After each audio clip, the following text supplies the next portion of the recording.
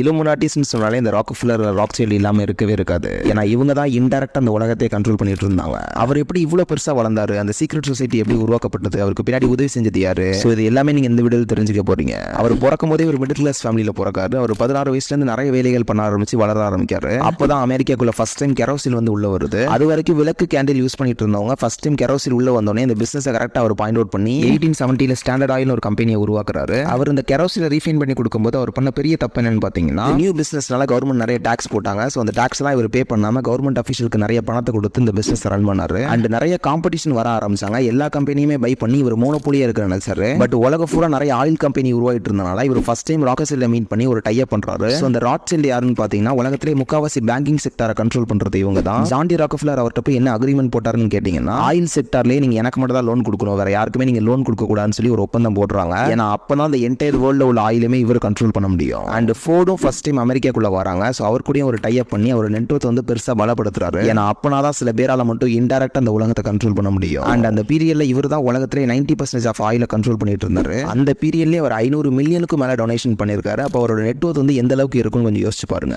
அது மட்டும் இல்லாம இப்போ ராக்ஃபெல்லரோட 5th ஜெனரேஷன் தாண்டி போய்கிட்டு இருக்கு. பட் இப்பவுமே உலகத்திலே one of the biggest oil market வந்து அவங்கள்ட்ட தான் இருக்கு. சோ நீங்க இந்த ராக்ஃபெல்லர் பத்தி என்ன நினைக்கிறீங்கறதை என்கிட்ட ஷேர் பண்ணுங்க. அண்ட் நெக்ஸ்ட் வீடியோ ராக்ஃபெல்லர் பத்தி போஸ்ட் பண்ணலாமா வேண்டாமாங்கிறதையும் கமெண்ட்ஸ்ல மென்ஷன் பண்ணிருங்க.